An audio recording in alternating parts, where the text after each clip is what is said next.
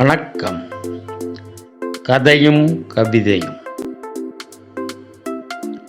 கம்பராமாயணம் தொடர் சொற்பொழிவு. வழங்குபவர் கவித்தென்றல் மாவு ஞானவடிவேல்.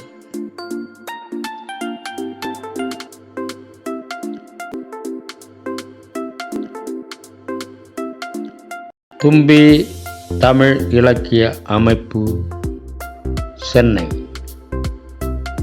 வருக, வணக்கம். பெரியவர்களே, பாலகாண்டம் தொடங்கி இப்பொழுது நம்ம போன கூட்டத்துல கூட ஐயா ஹரிகோபாலகிருஷ்ணன் ஐயா சொன்னாங்க, இப்பதான் தொடங்கின மாதிரி இருந்துச்சு, ஆனா முடிய போகுது. இப்ப தொடங்கின மாதிரிலாம் இல்ல. போன வருடம் 2024 வருடம் ஜனவரி 1 மாதம் நம்ம தொடங்கணும். ஐயா கபிலன் ஐயாவுக்கு தெரியும், 2023 டிசம்பர் 31 மதிப்பிற்குரிய கபிலன் ஐயா அவர்கள், புதிய செல்வராசன் ஐயா அவர்கள் மற்றும் என்னுடைய 3 நூட்கள் 50 விழா தும்பியில 100வது நிகழ்ச்சியில அதுல வெளியிடப்பட்டு நிகழ்ச்சி நடந்தது. 23வது வருடம் டிசம்பர் 31 24வது வருடம் 101வது நிகழ்ச்சியாக சரி தொடர் நிகழ்ச்சியாக அமைப்போம் சொல்லிட்டு எல்லாத்தையும் கலந்து ஆலோசித்து அனைவருடைய ஆலோசனையின் பேரில் கம்பராமாயணத்தை தொடங்கணும். 101 இன்னைக்கு 193வது நிகழ்ச்சி நடத்துகிறோம். கிட்டத்தட்ட 93 நிகழ்ச்சிகள் நடந்திருக்கின்றன. இதுல நகைச்சுவை மேடை அதனுடைய பங்கு மிகப்பெரியது. நண்பிற்குரிய கபிலன் அவர்களையும் உலகமாலம் அவர்களையும் மற்றும் அனைத்து அறிஞர்கள் மட்டும் நன்றியோடு நினைத்து பார்க்கிறேன். புத்தக மேடை அதனுடைய பங்கு மிகப்பெரியது. அன்பிற்குரிய தேன்மொழி அம்மா, சாமி மல்லிகா அம்மா, புதியார் இவர்களுடைய மிகப்பெரும் தலைமையின் கீழ் அதுக்கு சிறப்பாக அவங்களுடைய பங்கு போக கம்பராமாயணம் மட்டும் அப்புறம் கவிதை களஞ்சியம் மட்டுமே இந்த 93 நிகழ்ச்சிகளை இந்த 3 பகுதிகளும் நிறைத்திருக்கின்றன. கிட்டத்தட்ட 1.25 வருடம் முடிந்து விட்டது. இப்பொழுது ஆரம்பிச்ச மாதிரி இருக்கு. ஆனால் 1.25 வருடமாக நாம் ராமாயணத்தை பார்த்து கொண்டிருக்கிறோம், ராமனோடு பயணித்துக் கொண்டிருக்கிறோம். கம்பரின் கைகளை பிடித்துக் கொண்டு அவருடைய ராஜபாட்டையிலே நாம் நடந்து கொண்டிருக்கிறோம். பல்வேறு புதிய செய்திகள் ஐயா சொன்ன மாதிரி பல பேர் தொடாத பகுதிகளை நாம் தாண்டி வந்திருக்கிறோம். அனுமன் கடல் தாண்டுற மாதிரி தாண்டறது என்ன பிரயோஜனம்? ராமரே கால்நடையா தான் நடந்து வந்திருக்காரு, அனுமர் தான் தாண்டி இருக்காரு. காடு பூரா நடந்தானே வந்தார் ராமர். அது மாதிரி ராமர் மாதிரி நம்ம நடந்து வர்றோம், அனுமர் மாதிரி தாண்டலை. அப்படி நாம் இப்பொழுது ஒவ்வொன்றாக பார்த்து கொண்டு வருகிறோம். அந்த வகையில இப்போ யுத்த காண்டத்துல சிறப்பான பகுதிகளை போன முறை பார்த்தோம். யானைக்கும் அடிசறுக்கும் என்று சொல்வார்கள். யானைக்கே அடிசறுக்கிற பொழுது பூனைக்கெல்லாம் என்ன பண்றது? போன முறை எல்லாம் சரி பண்ணிட்டு என்னமோ சொல்லுவாங்க, அப்ப அருமையா சட்டையை போட்டு பட்டனை போடாம விட்டான் அந்த மாதிரி. என்ன அந்த மாதிரி ரெக்கார்டிங்க ஆன் பண்ணாம விட்டுட்டேன். முடிச்சு கடைசியில நண்டுரை சொல்லும் போதுதான் தெரியுது. அப்புறம் அதை பதிஞ்சாருன்னா பதியாட்டி என்ன விட்டுட்டேன். என்ன அந்த மாதிரி போன கூட்டம் முடிந்தது. அதனால அதற்கு ஒரு தண்டனையாக, எனக்கு தண்டனை இல்லை, பாவம் உங்களுக்கு தான் தண்டனை. மறுபடியும் அதை கேட்க வேண்டிய ஒரு அவல நிலைக்கு நீங்கள் ஆளாகி இருக்கிறீர்கள் என்பதை மிகுந்த வருத்தத்தோடு தெரிவித்துக் கொண்டு, சென்ற முறை பார்த்த சில படலங்களில் சில பாடல்களை, அப்படி முக்கியமான பாடல்களை தடுமாறி விட்டு பதிவுக்காக நாம் தொட்டு விட்டு போகலாம் என்று கருதுகிறேன். சென்ற முறை அறிய தந்த ஆதரவு தந்த பெருமக்கள் நீங்க நடுவுல ஒரு தேநீரோ இல்ல ஒரு காஃபியோ குடிச்சு இதை தாண்டலாம் என்று நான் வேண்டிக் கொள்கிறேன். பெரியவர்களே, யுத்த காண்டத்துல நாம இருக்கோம். போன முறையில பிரம்மாஸ்திர படலம் பார்த்தோம். பிரம்மாஸ்திர படலத்துல என்ன பண்றார்? சேசக்தி அம்மா வந்திருக்காங்க, ரொம்ப மகிழ்ச்சி. ரொம்ப வணக்கம்மா, வாங்க. யுத்த காண்டத்துல பிரம்மாஸ்திர படலத்துல எல்லாரையும் அடிச்சு எனக்கு என்ன தோணுதுன்னா, செத்து செத்து பிழைச்சான்னு ஒரு படம், ஒரு படத்துல ஒரு காமெடி ஒண்ணு வந்துச்சு.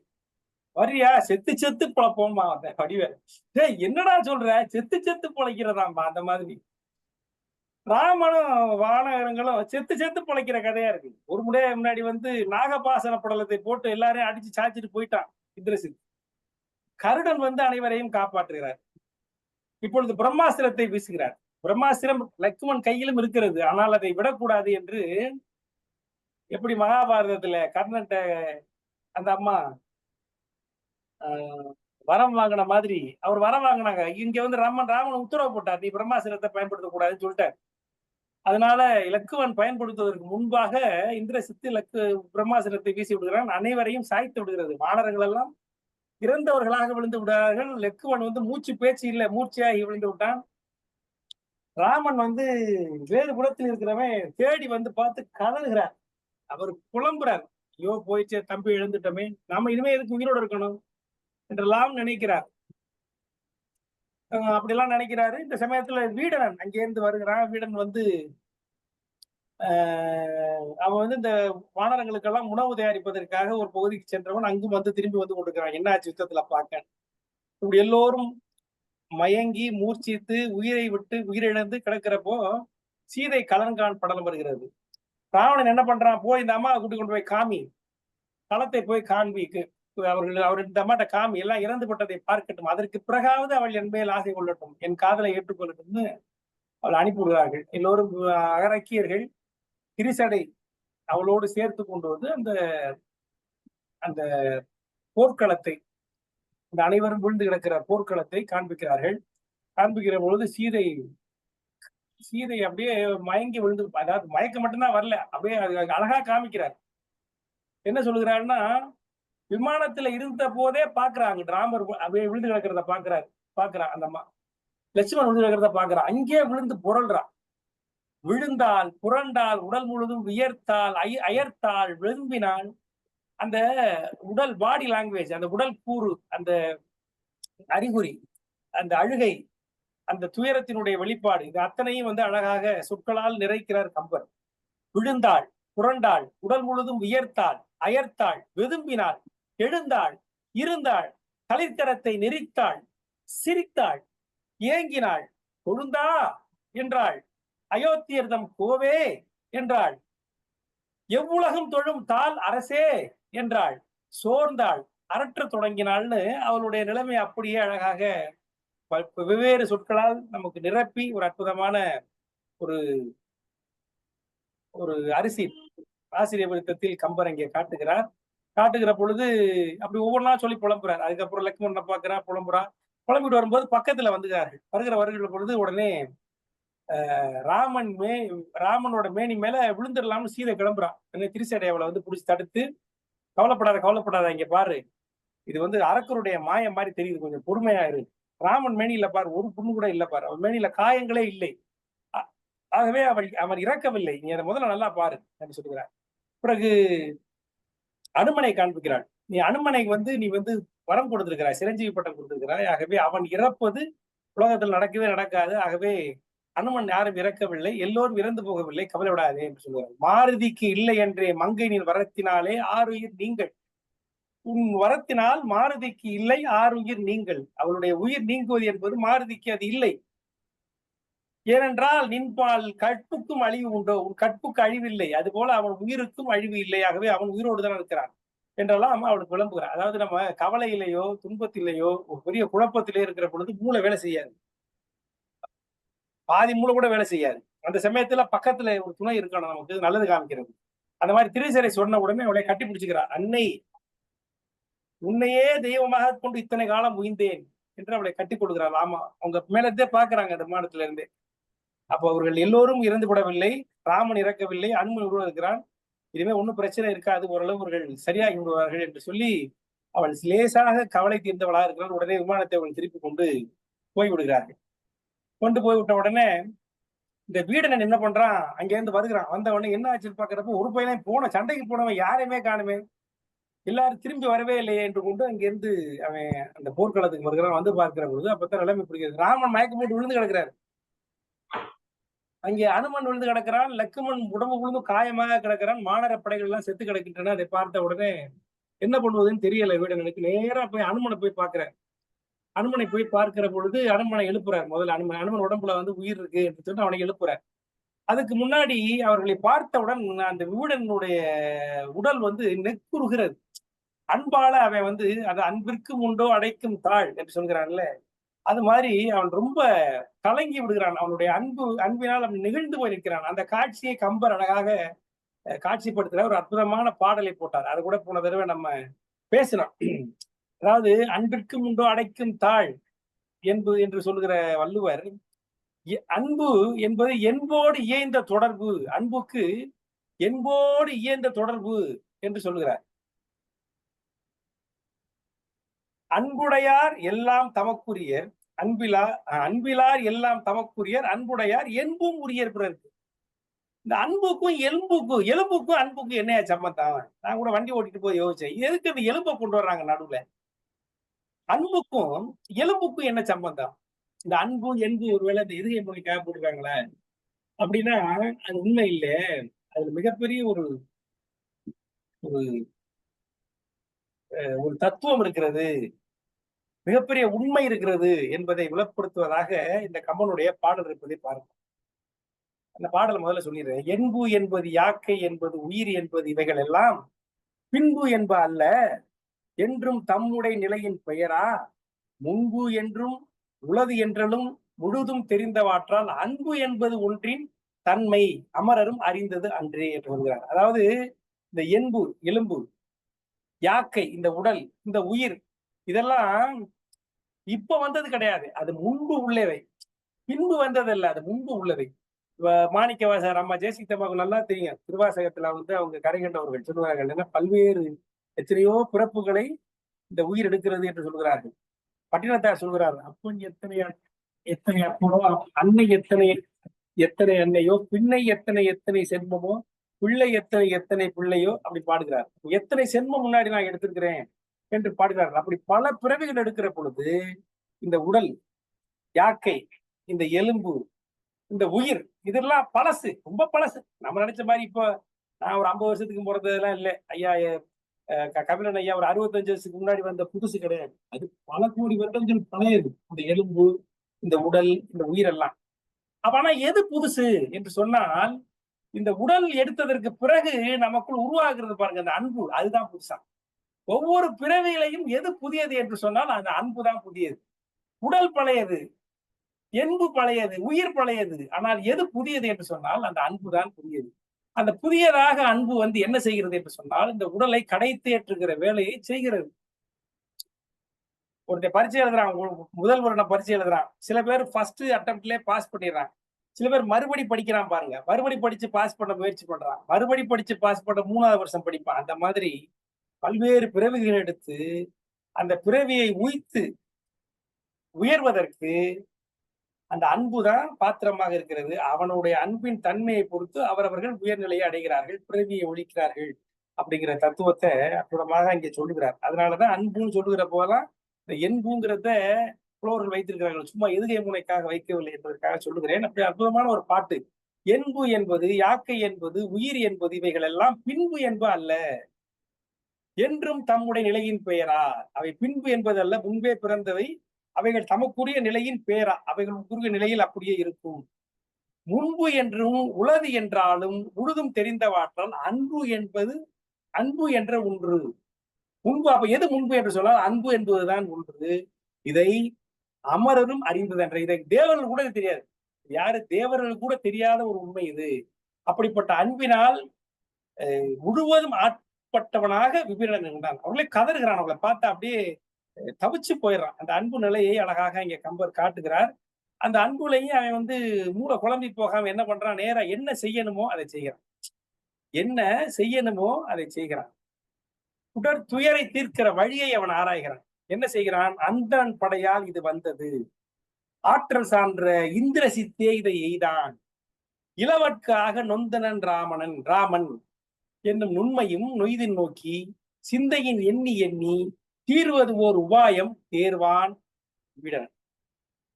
யோசிச்சு பார்த்து கண்டுபிடிக்கிறான். என்னன்னா, இது அந்தணன் படை, பிரம்மனுடைய அஸ்திரத்தால் வந்தது. ஆற்றல் சார்ந்த இந்திர சித்தியை தான், இந்திர சித்து அதை அடித்திருக்கிறான். இளவற்காக இலக்குவன் அடிபட்டு விழ நொந்தனன் ராமன், மயங்கி போய் ராமனன் விழுந்து கிடக்கிறான் என்கிற செய்தியை அவன் உணர்ந்து கொண்டு அடுத்து தீர்வது ஒரு உபாயம் என்ன என்று தேர்ந்தான். அவன் அடுத்து என்ன செய்யறதுன்னு யோசிக்கிறான். யோசிச்சு ஒரு முடிவு கண்டுபிடிச்சு நேரா போய் யாராவது இறக்காமல் இருக்கிறார்களா என்று தேடுகிற பொழுது அனுமனை பார்க்கிறான். அனுமனை பார்த்த உடனே அந்த அனுமன் விழுந்து கிடக்கிற அந்த நிகழ்ச்சியை கூட, அந்த காட்சியை கூட அழகாக கம்பர் காண்பிக்கிறார். போன தடவை நம்ம பார்த்தோம். அவன் விழுந்து இறந்து கிடக்கிற, இறக்கல, மயங்கி கிடக்கிறான். அந்த சமயத்துல கூட அவன் அந்த கோபத்தோட இருக்கிறான். இப்படி இப்படி கைகள் முறுக்கிய கைகளோடு நெஞ்சை நிமிர்த்தி கொண்டு 4 பேர் அவனை குத்தி குத்தி கொள்ற மாதிரி 4 பேரை குத்தி கொள்ற மாதிரி அவன் படுத்து கிடக்கிறான். வாய் மடித்து 2 கையும் உருக்கி தன் வைர செங்கன் தீ உக, அவன் கண்ணுல இருந்து தீ கொட்டிக்கிட்டு இருக்கு இன்னமும். கனகக்குன்றின் திரண்ட தோல் மழையை தீண்ட 1000 கோடி யானை பெரும் பிணத்த அமளி மேலான். அவனுடைய தோளுக்கு கீழே யானை அப்படியே யானை என்னன்னா நசுங்கி கிடக்கான். தாய் சினத்து அனுமன், இந்த மிகப்பெரிய சினத்துடைய அனுமன், சினத்தோடு படுத்து கிடக்கிற அனுமன் என்னும் கடல் கடந்தானை கண்டான் என்று எழுதுகிறார். அப்ப கூட நான் ஒண்ணு சொன்னேன், என்னன்னா இந்த ஃபர்ஸ்ட் இம்ப்ரெஷன் என்று சொல்லுவார்கள். பானுமதி அம்மா கூட அதை ரசிச்சார்கள். அதான் ஒருத்தரை பார்க்கிற பொழுது நீங்க 10 தடவை பார்த்தாலும் முதல் தடவை அவர் எப்படி தோன்றாரோ அதுதான் நம்ம மனசுல முதல்ல வரும்.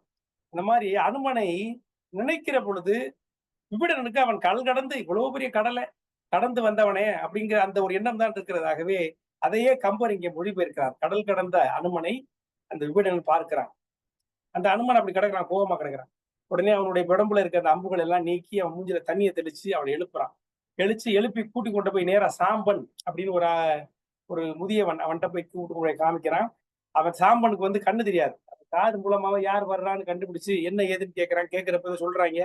சொன்ன உடனே இவர்கள் அத்தனை பேரையும் உயிர்ப்பிக்க என்ன வழி என்று சொல்கிற பொழுது அவர் தான் இந்த மருந்து மலை என்று ஒரு மலை இருக்கிறது, ரொம்ப தூரம் தள்ளி இருக்கு, அதுல உள்ள அந்த செடிகளை கொண்டு வந்தா சரியாகும் அப்படின்னு சொல்லுகிற பொழுது யாரு போகலாம்னா வழக்கம் போல அனுமன் தான் செல்ல வேண்டும் என்று சொல்லுகிறார்கள். உடனே அடுத்த நெட்முடி அனுமன் இங்க இருந்து புறப்பட்டு போய் விடுறாங்க. போயிட்டு அது எப்படி போகணும்னா அந்த சாம்பன் சொல்றாரு, அது பல காத தூரம், ஆயிரக்கணக்கான லட்சக்கணக்கான காத தூரங்கள்.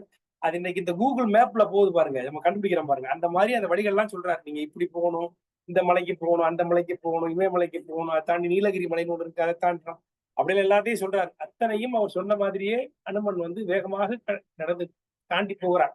அவன் போவதை பின்னுலகத்திலிருந்து பிரம்மன் பார்க்கிறார், திருமால் பார்க்கிறார், சிவன் பார்க்கிறார் என்பதெல்லாம் கம்பர் காண்பிக்கிறார். அது நேரா போயிட்டு அந்த அந்த மலையை போய் அடைகிறான். அலைகிற பொழுது சொல்லுகிற பொழுதே அந்த சாம்பன் சொல்லுகிறார், என்ன சொல்கிறான்னா அதுல 4 வகையான மருந்துகள் இருக்கின்றன. சுவையான பாட்டு.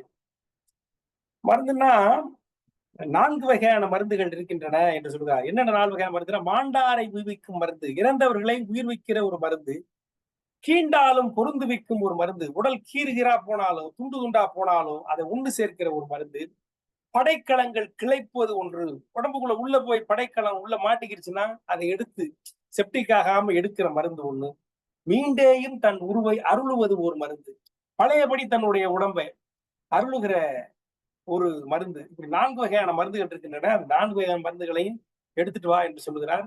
இவன் உடனே இங்க போய் நம்ம அனுமன் போய் நம்ம எல்லாரும் தெரிஞ்சதுதான், அந்த மலையை அப்படியே பெயர்த்து கொண்டு அங்கே வருகிறான். அழகா சொன்னார், 1000 யோசனை அகன்று மீ உயர்ந்து 1000 யோசனை ஆழ்ந்தது அம்மலை. அந்த மலை எப்படி இருந்துச்சு, 1000 யோசனை தூரம் அகன்று இருக்கிறான், 1000 யோசனை தூரம் உயர்ந்து இருக்கிறான். அது மட்டும் இல்லையா, 1000 யோசனை தூரம் பூமிக்கு கீழே இருக்கான். ஆழ்ந்ததும் அம்மலை.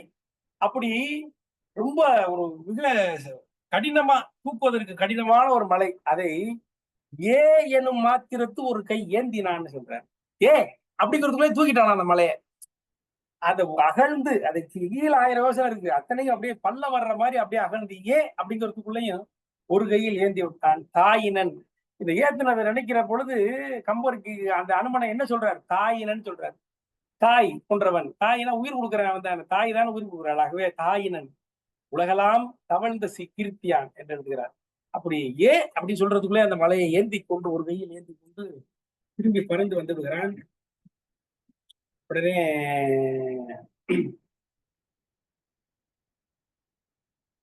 அப்போ இந்த சமயத்துல இங்க இருக்கும்போது ராமன் விழிச்சு விடுகிறார்.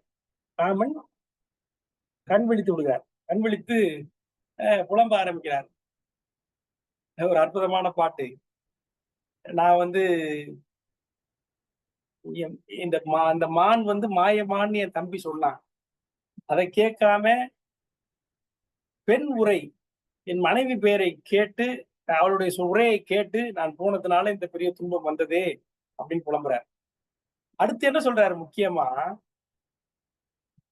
கண்டனன் ராவணன் தன்னை கண்களால் மண்டு அமர் புரிந்தனன் வலியின் ஆர் உயிர் கொண்டிலன் உறவெல்லாம் கொடுத்து மாள நான் பண்புடை தீவினை பயந்த பண்பினான்னு சொல்றாரு. அதாவது என்னுடைய பழைய தீவினை அதன் காரணமாக நான் என்ன பண்ணிட்டேன் தெரியுமா? என்னுடைய உறவுகள் எல்லாவற்றையும் இழக்கிற நிலைமைக்கு ஆளாகிவிட்டேன். அதுக்கு என்ன காரணம் தெரியுமா? ராவணனை நான் பார்த்தேன், அவனை அடிச்சேன், கொன்னு இருக்கலாம், ஆனா கொல்லாம விட்டுட்டேன். அவனை கொல்லாமல் விட்டு இன்றைக்கு என் உறவுகள் எல்லாம் அழிந்துபடுகிற நிலைமை, நண்பர்கள் எல்லாம் காயப்படுகிற நிலைமையில வைத்து விட்டேன். இது அத்தனையும் என்னுடைய தீவினையால் எனக்கு வந்தது என்று ராமர் புலம்புறார். ஒரு பக்கம் நம்ம என்ன சொல்றோம்? இன்று போய் நாளை வா பெருமையா சொல்றாரு. இது உண்மையிலேயே ராமனுடைய மிகச் சிறந்த பண்பை நான் பார்க்கிறோம். எல்லாத்துலயும் அழகா பார்த்த ஒரு இதுல அவன் சொல்றான், ஒரு ராவணனுடைய கரனுடைய பையன் எங்க அப்பாவை நீ தானே கொன்ன, உன்னை கொல்றதுக்காக நான் வந்திருக்கேன் அப்படின்னு சொல்றான். நம்ம பார்த்த முன்னாடி சொல்லுகிற போது ராமன் எவ்வளவு பெரிய குன்று பாருங்க. அவன் சொல்றான், நீ சொல்றது தகும், நீ சொல்றது சரிதாட்டா தம்பி, அப்பாவை கொண்டவனை நீ கொல்ல வந்தது நன்று என்று சொல்லுகிறான். அப்படிப்பட்ட குணமுடைய ராமன் இன்று போய் நாளை வான்னு நல்ல மனசோட தான் ராமன் சொல்றான். ஆனாலும் என்னதான் நம்ம நல்ல மனசோட சொன்னாலும் மனிதனா இருக்கிறவனுக்கு அந்த ஒரு கவலை வருகிற பொழுது நம்ம நினைப்போம்ல, நம்ம ஏன் அந்த தப்பு பண்ணோம் நினைப்போம்ல. எவ்வளவு நல்லவனா இருந்தாலும் சரி இந்த காலத்துல நல்லவனா இருக்கிறது எவ்வளவு கொடுமை, நம்ம ஏன் நல்லவனா இருக்கான், இந்த உலகத்தை வந்தாலும் நம்ம இருக்கக்கூடாது அப்படி நினைப்போம் இல்லையா? அந்த மாதிரி ஒரு நினைப்ப, அந்த மாதிரி ஒரு நிலையை ராமன் அடைகிற காட்சியை கம்பர் இங்க காண்பிக்கிறார். என்ன சொல்றாரு? ராமனை பார்த்தேன், அடிச்சேன், அவன் கொல்ற நிலைமைக்கு அவனை கொல்லாம விட்டுட்டேன். எதனால கொல்லாம விட்டுட்டேன்னா, என்னுடைய தீவினை பயன். அந்த கொன்று இருந்தா இன்னைக்கு என்னுடைய உறவுகள் எல்லாம், என் தம்பி எல்லாம் அப்படி அடிபட்டு கிடக்க மாட்டானே என்று புலம்புகிறார் ராமன். அதையும் காண்பிக்கிறார் கம்பர். இப்படி காண்பிக்கிறதுக்குள்ளேயும் அனுமன் வந்துடுறான். வந்தான் அப்படின்னு சொல்றதுக்குள்ளே வந்துட்டானா, வந்தான் அப்படின்னு சொல்றதுக்குள்ளே வந்துட்டானா. அது அழகா சொல்றார் கம்பர். தோன்றினன் என்னும் அச்சொல்லின் முன்னம் ஊண்டினன் நிலத்து அடிங்கிறார். வந்துட்டான் அப்படின்னு சொல்றதுக்குள்ளே வச்சுட்ட காலை வச்சுட்டானா பூமியில. தோன்றினன் என்னும் அச்சொல்லின், அந்த சொல் முடிவதற்கு முன்னம் ஊன்றினன் நிலத்து அடி, நிலத்துல அடிய வச்சுட்டான். உடனே அனுமன் சேர்ந்த உடனே அந்த மருது மலையினுடைய மருந்து மலை, அந்த மருந்து மலையுடைய காற்று பட்ட உடனே எல்லாருக்கும் அந்த அவர்களுடைய துன்பங்கள் எல்லாம் நீங்கி விடுகின்றன. அவர்கள் இழந்தவர்கள் உயிர் பெற்று எடுத்து விடுகிறார்கள், மயக்கமடைந்தவர்கள் சுயநினைவு அடைந்து விடுகிறார்கள். லக்குவன் கண் விழித்து பார்த்துக்கிறான், ராமன் அவனை கட்டி தழுவுகிறான். இதை அழகா காண்கிறார். ஓங்கிய தம்பியை உயிர் உள் உற வீங்கிய தோள்களால் தழுவி வெந்துயர் நீங்கினன் ராமன் என்ற அழகா பாடல் எழுதுகிறார் கம்பர். இப்படி கட்டி தழுவி கண்ணீர் ஊக்கிறார். இப்படி உடனே மருந்து கொண்டு மாருதியை தழுவுகிறார். தழுவிட்டு சொல்றாரு. அப்ப சொல்லும் போது அவர் கண்ணுல கண்ணீர் கொட்டுது. அதையும் கண்பிக்கிறார் கம்பர். தாயின் ஆய காலையின் அமரர் ஆர்த்து எழ தாயின் அன்பனை தழுவினான். தாயை போன்ற மாருதியை அவன் தழுவினான். தனி நாயகன் யாரு? ராமன். பெருந்துயரம் நாம் அற, எங்களுடைய துயரம் எல்லாம் அற தூய காதலிய துளங்கு கண்ணினான். அந்த காதலா அன்பால் அவன் கண்கள்ல கண்ணீர் பெறுகிற வகையில் ராமன் அவனை கட்டி தழுவினான். யார? தாயின் அன்பனான் அனுமனை கட்டி தழுவினான். சொல்றான். என்ன சொல்றான்னா, அதாவது எங்களுக்கு முன்னாடி எவ்வளவோ முன்னோர்கள் இருந்தார்கள், நல்ல முறையில முன்னோர்கள் இருந்தார்கள். அந்த வகையில தசரதனுடைய பிள்ளையா நாங்க பிறந்து மாண்டுளோம், இறந்தும் போய்விட்டோம், நின்னின் தோன்றினோம். அதாவது முன்னின் தோன்றினோம், முன்னாடி நாங்க தோன்றினோம், எந்தனா பெரிய பரம்பரையில நாங்க முன்னாடி தோன்றினோம், மாண்டும் போனோம், நின்னின் தோன்றும், உன்னால இன்னைக்கு மறுபடியும் நாங்கள் உயிர் பெற்று விட்டோம். நெறியின் தோன்றினாய், நெறிப்படி இருப்பவனே உன்னாலதான் நாங்க உயிர் பெற்றோம் மறுபடின்னு அருமையான ஒரு வார்த்தையை ராமன் சொல்லுகிறார். யார்கிட்ட? அனுமன்ட்ட. சொன்ன உடனே மருந்து மலையை என்ன பண்றாரு சாம்பன்? அப்பதான் அதுதான் அது பெரிய மனுஷங்கிறது. சாம்பன் என்ன சொல்றாரு? கொண்டு போய் மறுபடியும் அதே இடத்துல வச்சிருன்னு சொல்றாரு. சில பேர் என்ன பண்ணுவாங்க, சாப்பிட்டு தட்டை அப்படியே போட்டுருவோம்ல, அந்த மாதிரி இல்லாம கொண்டு போய் வைக்கிற இடத்துல வைப்பா அப்படின்னு சொல்ற மாதிரி மருந்து மலையை கொண்டு போய் இருந்த இடத்தில் வையின் அந்த சாம்பன் சொல்லுகிறார். உடனே அதே மாதிரி ஒரு நாளிகைக்குள் சென்று மீள்வேன் என்று சொல்லி அனுமன் சென்று கொண்டு போய் அங்க வச்சிருக்கார். அதோட மருந்து மலை படம் முடிகிறது.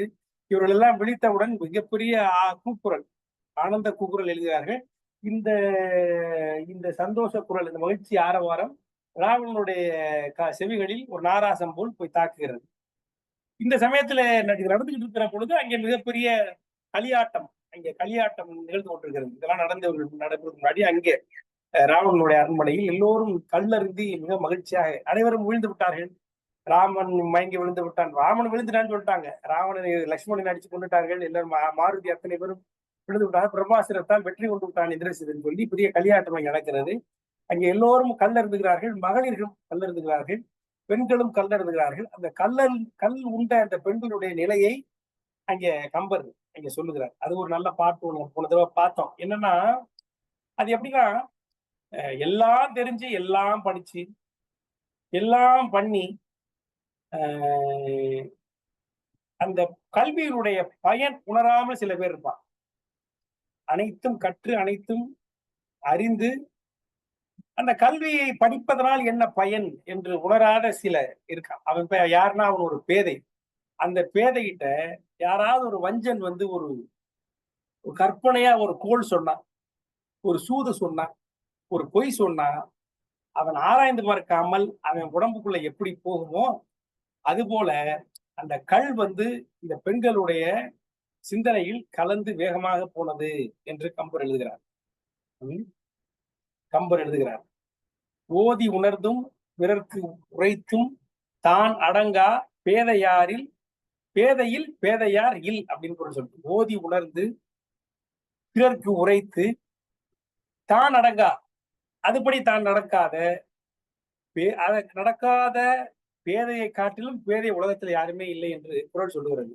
அதையே கம்பர் இங்கு எழுதுகிறார். என்ன சொல்கிறார் என்று சொன்னால், நல் பெரும் கல்வி செல்வம் நவை அரு நெறியை நன்னி முன்பயன் உணர்ந்த தூயோர் மொழியோடும் பழகி முற்றி படிச்சு நெறியெல்லாம் தெரிந்து கொண்டு முன்பயன் உணர்ந்த தூய மூத்தோர், பழைய ஆட்கள், பழைய புலவர்கள், பழைய சான்றோர்கள் சொன்ன மொழியோடு பழகி அதையெல்லாம் படிச்சு அதுல கலந்து ஊடாடி பின்பயன் உணர்தல் தேற்றா அதனுடைய பயனை உணர்தல் அறியாத பேதை, அந்த பேதையின் பால் வஞ்சன் செய்த கற்பனை என்ன ஓடி கலந்தது கல்லின் வேகம் என்று எழுதுகிறார். அந்த பேதையிட்ட யாராவது ஒருத்தர் வந்து ஒரு கோள் சொன்னாலோ ஒரு பொய் சொன்னாலோ ஒருத்தரை பற்றி ஏதாவது அவதூறு சொன்னாலோ அவன் யோசிக்காம இந்த கல்வியினுடைய பயனை உணராமல் எப்படி அதை அப்படியே நம்பி அதன்படியே செயல்படுவானோ அது போல எவ்வளவு வேகமா அந்த பொய் அவனுக்குள்ள போய் சேருமோ அது போல இந்த கல்லானது அவ்வளவு வேகமாக போய் இந்த பெண்களுடைய சிந்தனையில் புகுந்தது அப்படின்னு ஒரு அற்புதமான பாடலை எழுதுகிறார் கம்பர். இதுல வந்து குறள் சொல்லுகிற அந்த தான் உணர்ந்தும் ஓதி உணர்ந்தும் பிறருக்கு உரைத்தும் தான் அடங்கா ஒருவன் கல்வி கற்றவனாக இருந்தாலும் அவன் பேதை, அவனை காட்டிலும் பேதை உலகத்தில் இல்லை என்று சொல்லுகிற குறளை ஒட்டி இந்த பாடல் வருவதை நான் பார்க்கிறோம். இதை வந்து அந்த களியாட்ட படலத்துல இங்க சொல்லுகிறார். இங்க எல்லாரும் சந்தோஷமா இருக்கிறார்கள். இந்த சமயத்துல உடனே வந்து இங்க இந்த சத்தம் கேட்ட உடனே ராவணனுக்கு மறுபடி திகைத்து விடுகிறான். என்னது என்னடா இப்ப அடிச்சால் இழிச்சிடறாங்களே அப்படின்னு சொல்லிட்டு என்ன பண்றதுன்னு சொல்லி நேரடியாக இந்திரசித்தை தேடி போகிறான். அப்ப இந்திரசித்து தான் சொல்றான். என்ன சொல்லுகிறான்னா, இந்த மாதிரி இவங்க வந்து சாதாரண ஆட்கள் இல்ல, பிரம்மாஸ்திரத்திலேயே குலைச்சிட்டாங்க. இவங்களை வந்து கொள்வது என்று சொன்னால் நிகும்பலை யாகம் என்று ஒரு யாகத்தை செய்ய வேண்டும். செய்தால்தான் இவர்களை அழிக்க முடியும். அதற்கு எனக்கு கொஞ்சம் நேரம் வேணும். அந்த நேரம் அது வந்து சொல்ல மாதிரி இந்த பிரித்தியுங்கரா தேவி, அந்த தேவி கிட்ட கடினமான அந்த வெறும் உரப்பு மிளகாய் இருப்பாங்க, அந்த மிளகாயை கொண்டு அவர்கள் செய்கிற யாகம் நிகும்பலை யாகம். அந்த யாகத்தை நான் போய் செய்யணும், வடக்க போய் செய்யணும். அதுக்கு எனக்கு அந்த யாகம் முடிகிற வரைக்கும் எனக்கு நேரம் வேணும். அது வரைக்கும் இவர்களை வந்து நீங்க என்கேஜ் பண்ணு, இவங்களை வந்து உன் பக்கம் நீ வந்து திசை திருப்பி வை, அவர்களுடைய சிந்தனை என் பக்கம் திரும்ப விடாமல் அவர்களை உன்பால் திருப்பி போய் அதுக்கு என்ன செய்யணுமோ செய் என்று சொல்லுகிறான்.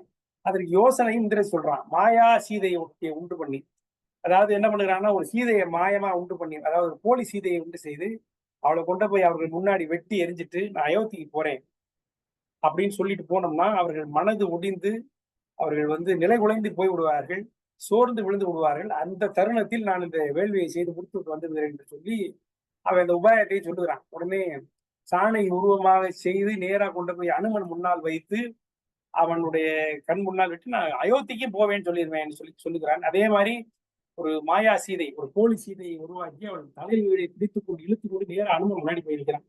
அனுமன் அப்படியே ஆடி போயிடறான். அனுமன் வந்து ஆடி போய் ஐயோ விட்டு விட்டு என்று கெஞ்சுகிறான். இந்திரசித்துக்கு அனுமன் நீதி சொல்லுகிறான்.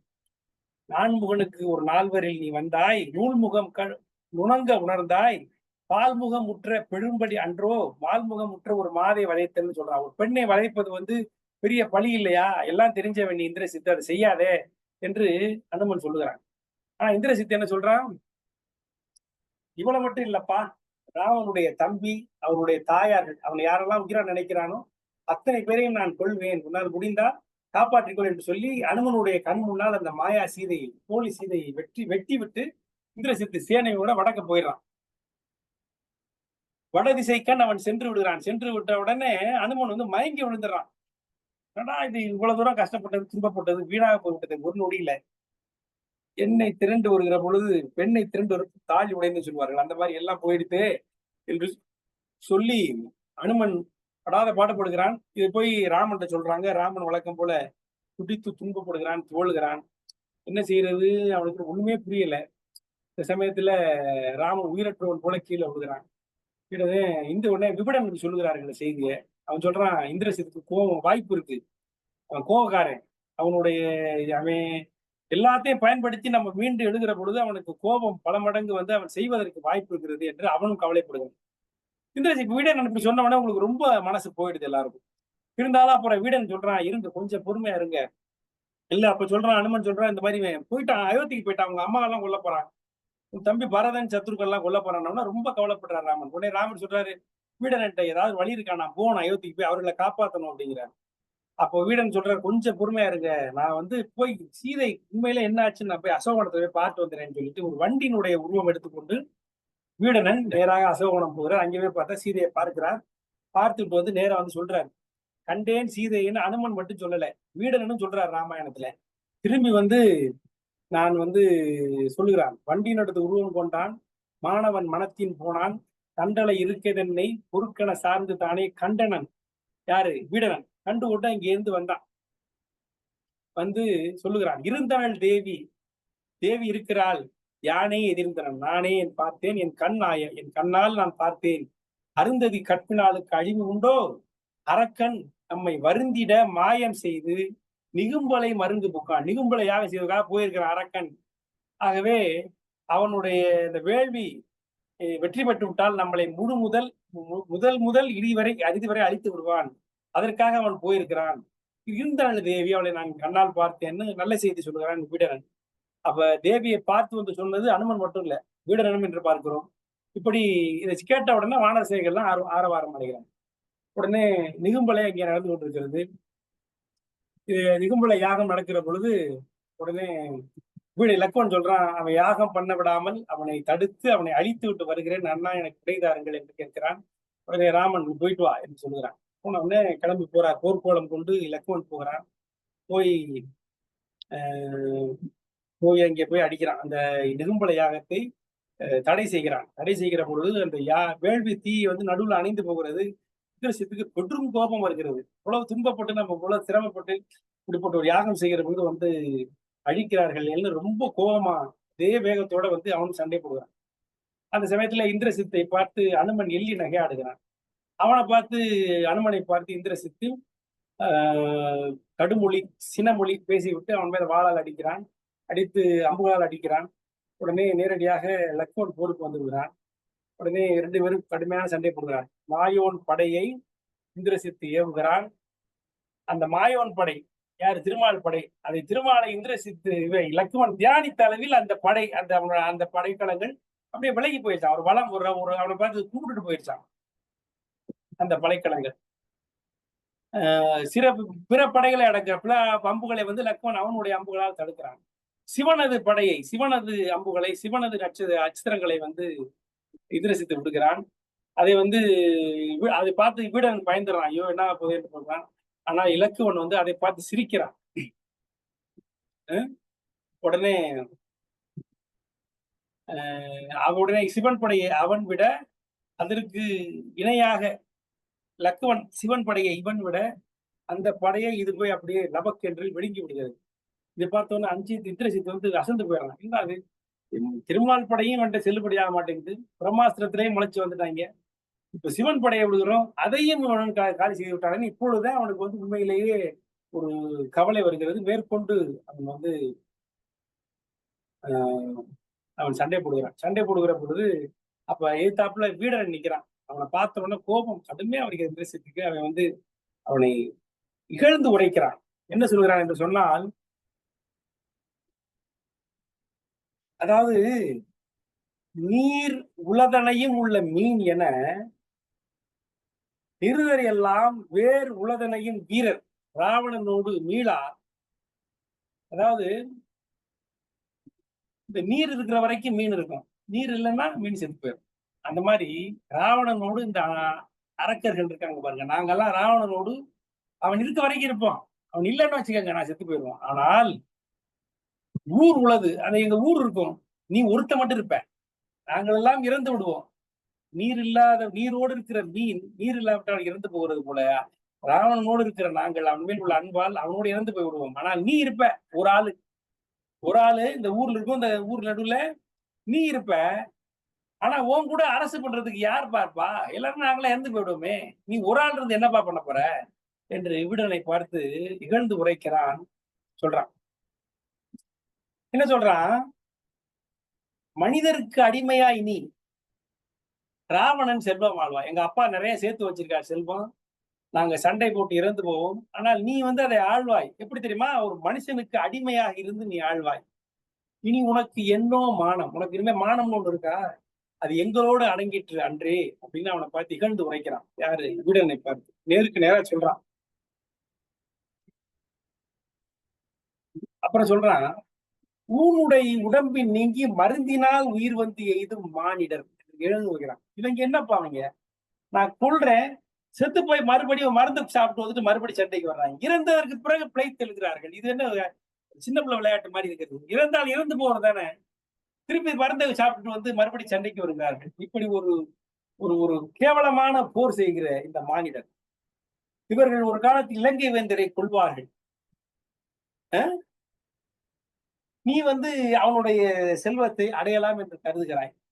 நான் உன்னை கொன்று விடுவேன்.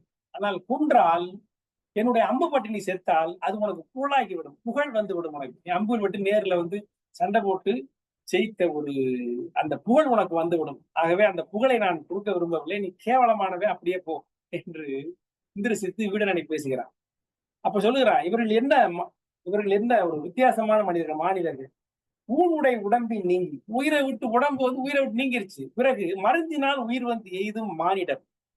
இவர்கள் இப்படி கேவலமானவர்களா இருக்கிறார்கள் என்று அவர்களை அவர்களுடைய போர் முறையை, அவர்களுடைய அந்த இதுவரை அவர்கள் போர் செய்த விதத்தை எள்ளி நகையாடுகிறான். யாரு? இந்திரசித். இந்த வீடன் வந்து அதற்கு மறுபடி சொல்லுகிறான். என்ன சொல்லுகிறான்? சொல்றான், அறம் தான் எனக்கு அறம் தான். என்ன? அந்த அறத்தின்படி நான் நிற்கிறேன். என்னைக்கு எங்க அண்ணன் யாரு ராவணன் வந்து அறம் பிழைத்தானோ அப்பவே நான் அவனுக்கு பின்னால் பிறந்தவனாக இல்லை. அவன் பிறந்ததிலிருந்து நான் மாறுபட்டவனாக ஆகிவிட்டேன். என்ன? பிறந்திலேன் இலங்கை வேந்தன் பின்னவன் அறம் பிழைத்த போதே, அவன் அறம் பிழைத்த போதே நான் அவன் பின்னாடி பிறந்தவனாக இல்லை, நான் தனிப்பட்டு விட்டேன் என்று வீடன் சொல்லுகிறான். சொன்னதுக்கு அப்புறம், அறத்தினை பாவம் வெல்லாது, தர்மத்தின் வாழ்வதனை சூரிய சொல்வான். அறத்தினை பாவம் வெல்லாது, அதை நான் அறிந்தவன். ஆகவே இந்த வழியை நான் தேர்ந்தெடுத்தேன். இதனால் எனக்கு பழி வந்தாலும் வரட்டும், புகழ் வந்தாலும் வரட்டும், அதை பத்தி எனக்கு கவலை இல்லை அப்படின்னு சீறுகிறான். என் மனசுக்கு என்ன சொல்லிச்சோ, நான் அறத்தின்படி நிற்க வேண்டும் ஆசைப்படுகிறேன், ஆகவே நான் இந்த வழி வந்தேன். இதனால எனக்கு பழி வந்தா வரட்டும்டா, புகழ் வந்தா வரட்டும்டா, அது என்னோட போகட்டும்டா, அதை பத்தி நீ கவலைப்படாது என்று சீறுகிறான். என்று சென்று வீடனும் அதற்கு மறுபடி சொல்கிறான். இப்படி பேசிக்கொண்டே எங்கிட்ட இந்திர சண்டை போகிறான். இப்போ வந்து இது வரைக்கும் நம்ம போன முறை பார்த்தோம். ஐயா முடிச்சுக்கலாமா, இல்ல கொஞ்சம் இந்திரசித்த வசப்பெல்லாம் முடிச்சிருவோமா? இருக்கீங்களா? தொடங்குங்க. ஏன்னா கவிதை அதை முடிச்சிருங்க, அதை முடிச்சிருங்க. இந்திரசித்த வட்டைப்படல முடிச்சிருக்கேன், ஒன்னு அப்படி சேர்த்து முடிச்சிருக்கேன். இப்படி இங்க பேசுகிற பொழுது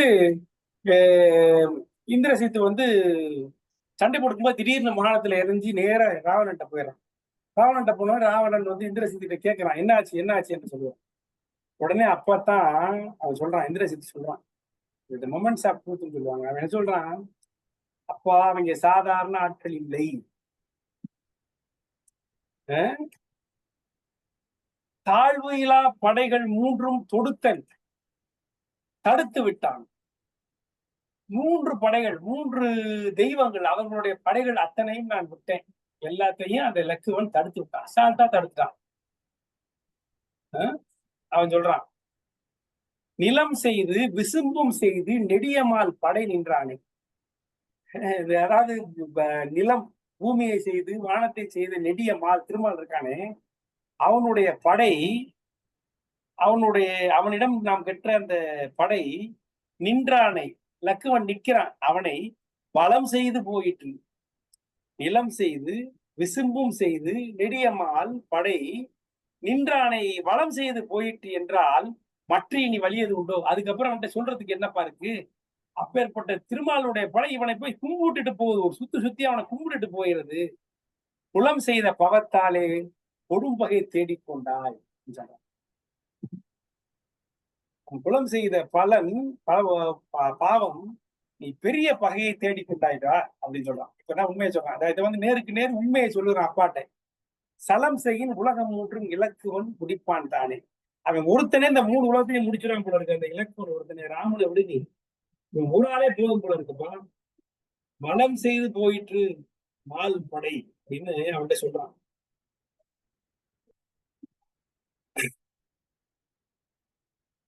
அடுத்து சொல்லுறாங்க பாட்டு. ஆதலால் அஞ்சினேன் என்று அருளலை.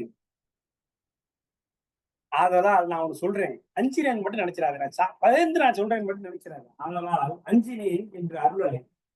ஆசைதான் அச்சீதையிவால் விடுதியாயின் அனைவரும் சீற்றம் தீர்வர். இதுமே அந்த சீதை மேல இருக்க ஆசையை விட்டுருப்பான். அப்படி விட்டேன்னு வச்சுக்க, அவங்க எல்லாரும் அந்த கோபத்திலிருந்து கோபம் தணிந்து விடுவார்கள். போதலும் புரிவர், திரும்பி போயிடுவாங்க. செய்த தீமையும் பொறுப்பர். நம்ம பண்ண ஏதாவது அவங்களை துன்பப்படுத்தினாலும் அதையும் பொறுத்துக் கொள்வார்கள். உண்மையில் காதலால் உரைத்தேன். உண்மையில இருக்க அப்பா அன்பால சொல்றேன்ப்பா. ஆதலால் உண்மையில் உள் காதலால் நான் உரைத்தேன். அஞ்சினேன் என்று அருளலை. நான் பயந்துட்டேன் மட்டும் நினைக்காத. இந்த சீதை மேல் உள்ள ஆசையை விடுதி. அதை விட்டுட்டேன்னா அவர்கள் சீற்றம் தீர்வார்கள், திரும்பி போய் விடுவார்கள், நம்மளுடைய தீமையை பொறுத்து விடுவார்கள். இதெல்லாம் உன் மேல உள்ள காதலா நான் உரைத்தேன்னு தகப்பன்ட்ட பையன் சொல்றான். ஏன்னா அற்புதமான காட்சி, நீங்க கற்பனை பண்ணி பாருங்க. அதாவது பின்னாடி ராவணன் துடிப்பான். அப்படியே அவனால பின்னாடி வருகிறது. ராவணன் அவன் மனசு அவனால ஆத்த முடியாது. அதாவது என்னுடைய ஆசைக்கு என் பிள்ளைய பறி கொடுத்துருந்தேன். நான் போய் சண்டை போட்டு என் உயிரை கொடுத்து என் பிள்ளை ஆசையை நிறைவேற்றாமல் என்னுடைய ஆசைக்காக என் பிள்ளை தன் உயிரை கொடுத்து விட்டானே, அப்படி ஒரு நிலையை கொண்டு வந்து விட்டானேன்னு துடிப்பான் ராவணன். அதாவது நம்ம இதெல்லாம் கற்பனை பண்ணி பார்க்கலாம். அதாவது அவங்களோட பாத்திரங்களுடைய நிலைமைய. இது ராவணன் இந்திரசித்து பல போர் பண்ணிட்டான். ராவணன் ஒரு நாள்ல சண்டைக்கு போனான், திரும்பி வந்தான். இந்திரசித்து இது வரைக்கும் பல நாட்கள் போர் புரிஞ்சிருக்கான். 2 போர்ல ஜெயிச்சுட்டான்.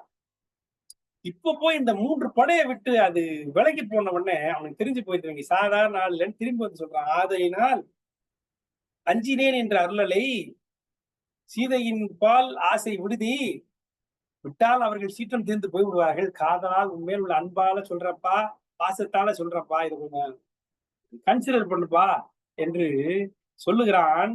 உலகெல்லாம் கலக்கி வென்றான் எழுதுறாரு கம்பர். அடேங்கப்பா, அவரை மாதிரி இந்த அப்ஜெக்டிவ் கொடுக்குறது ஆள் கிடையாது. தாயினன்னு சொன்னார் இல்லையா அன்பன், அதே மாதிரி உலகெல்லாம் கலக்கி வென்றான். அவன் சண்டைக்கு வந்தா உலகம் ஒரு கலங்குமா. அப்படிப்பட்ட இந்திரசித்து அப்பாவை பார்த்து சொல்லுகிறான். இதை கேட்டவுடன் ராவணனுக்கு கோபம் வந்துருது.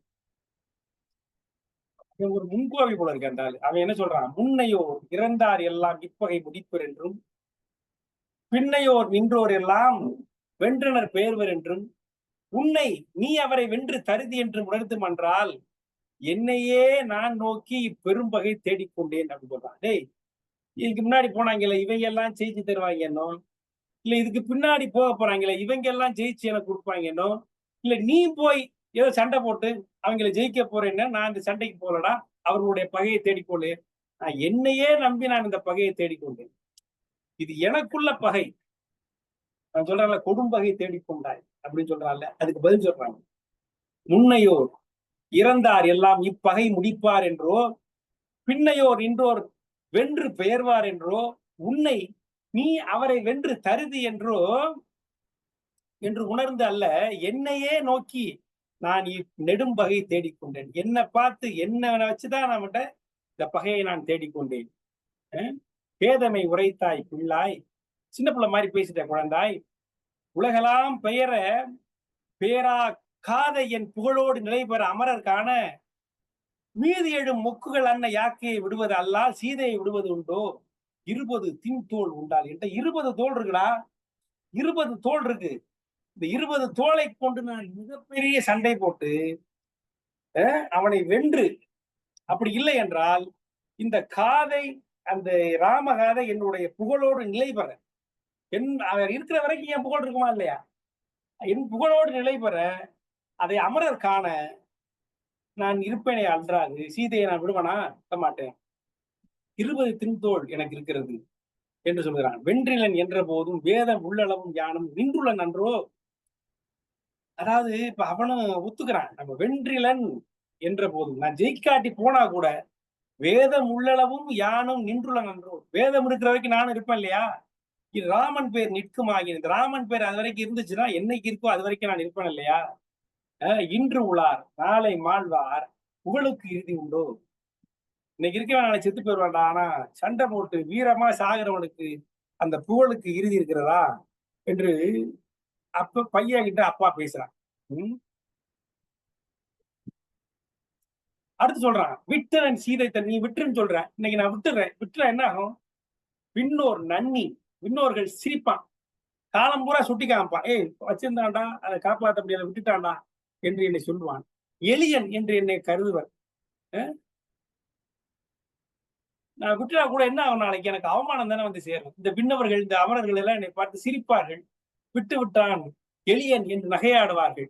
பட்டணன் என்ற போதும் நான் இறந்து பட்டேன், அதாவது சாவரத்தை பத்தியே பேசுறாங்க ராவணன். நான் பட்டணன் என்ற போதும் எளிமையின் படுகளை நான் சாதாரணமா சாக மாட்டேன்.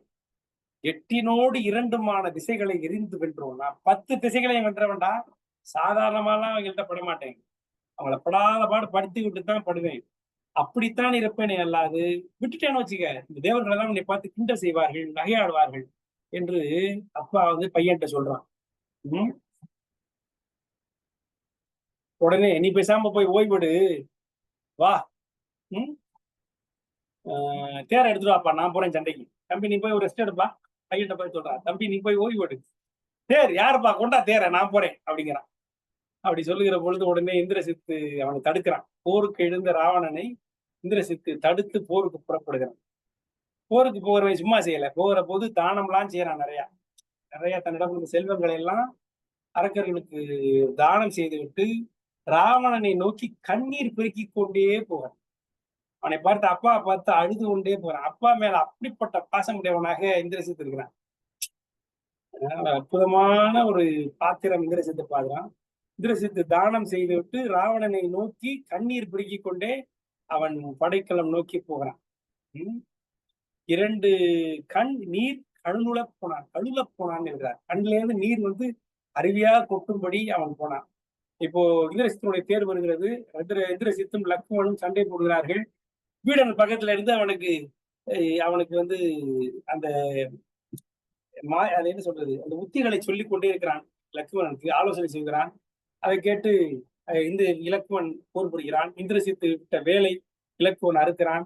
உடனே இலக்குவனால் எய்தப்பட்ட அந்த அம்புகளை மார்பில் இருந்து இந்திரசித்து பிடுங்கி எறிகிறான். அதை பார்த்து இந்திரசித்தனுடைய அந்த வீரத்தை பார்த்து லக்ஷ்மணன் வியக்கிறான், என்னப்பா இவன் மேல வந்து இவ்வளவு அம்புகளை புடுகிறோம், அதெல்லாம் சும்மா எளிமையா அவ்வளவையும் அந்த வீரத்தோடு எடுத்து வீசுகிறானே, எந்த களைப்பும் இல்லாமல் இருக்கிறானேன்னு இலக்குவன் அவனை பார்த்து அசந்து போகிறான். எய்த வன் பகலியெல்லாம் பறித்து இவன் என்மேல் எய்யும் கை தடுமாறாது. அதாவது நான் எய்த வன் பகலி, அந்த வேகமான வலிமை மிகுந்த பகலி, அந்த அம்புகளை எல்லாம் பறிச்சு இலக்குவன் மேல் மறுபடி எறிகிறான். கை தடுமாறாது, அவன் கை தடுமாற்றம் இல்லை. உள்ளம் உயிர் இனம் கலங்கா, அவன் உடம்பு கலங்கல, மனசு கலங்கல, உயிர் கலங்கல. இவ்வளவு அடிபட்டோம், யாக்கை மொய் கணை கோடி கோடி மொய்க்கவும் இழைப்பு. அவன் உடம்பு பூரா கோடி கோடி கணை அந்த அம்புகள் மொச்சாலும் களைப்பு இல்லாமல் சண்டை போடுகிறானே இந்திரசித்து, இவன் என்னப்பா மனுஷன் என்று அவனை பார்த்து அப்படியே வியந்து போகிறான் லக்குவன்.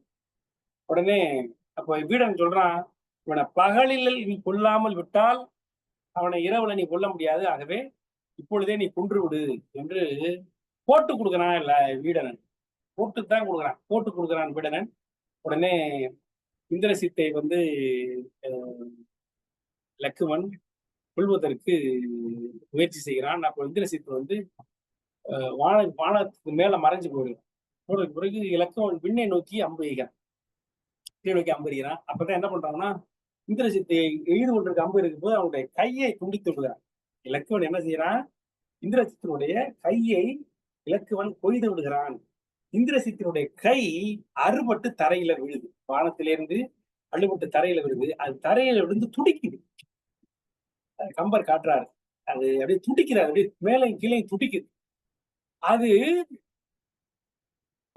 அந்த துடிக்கிற துடியில என்ன ஆகுதான், அந்த கீழே விழும்போது வானரங்கள்லாம் அப்படியே நஞ்சு போயிருந்தான் உள்ள. ஒரு குளவி கட்டை விழுந்தா எப்படி கீழே உள்ள அந்த மஞ்சள் நஞ்சு போற மாதிரி வானரங்கள் எல்லாம் நைந்து போய் விடுகின்றன, அந்த அளவுக்கு துடிக்கிறது. படித்தளம் சுமந்த நாகம் பாக வான் பிறையை பற்றி கடித்தது போல கோல விரல்களால் இறுகப்பட்டு பிடித்த வெஞ்சிலையினோடும் பேர் எழில் வீரன் பொன்தோல் துடித்தது, மரமும் கல்லும் துகள்பட புறந்தும் துஞ்ச. அதாவது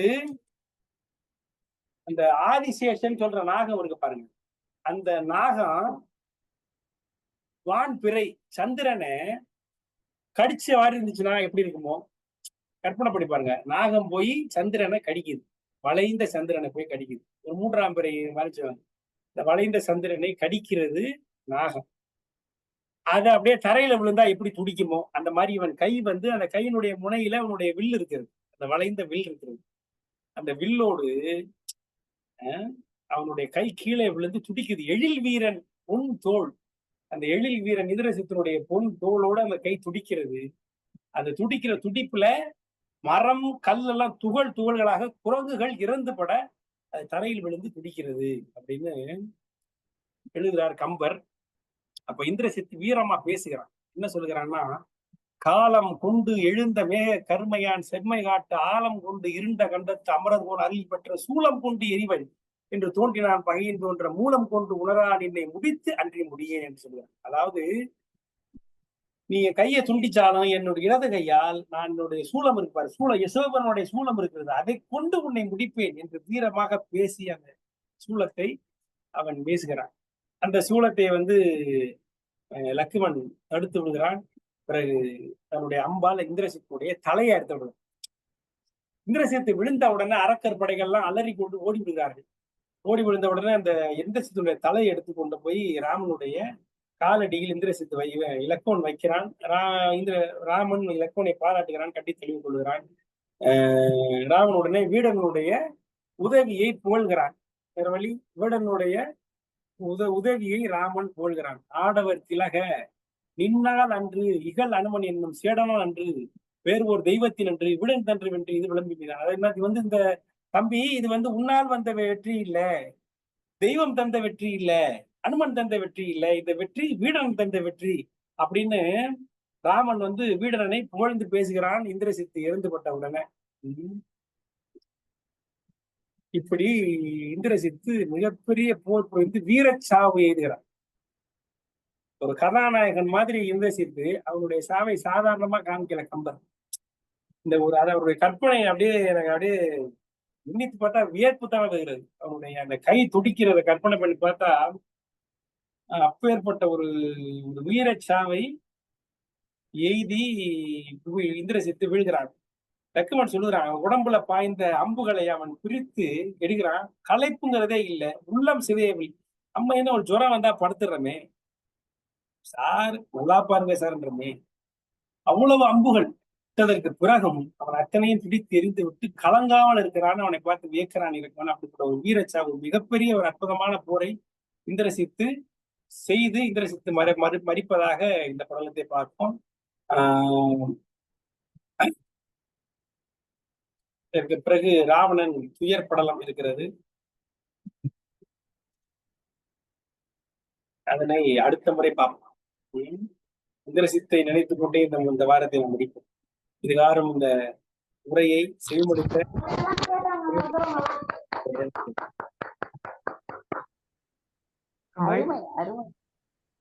அருமை. மிக அழகாக கம்பராமாயண யுத்த காண்டத்தின் காட்சிகளை கண்முன்னு படமளித்து காட்டியிருக்கிறீர்கள் என்றுதான் சொல்ல வேண்டும்.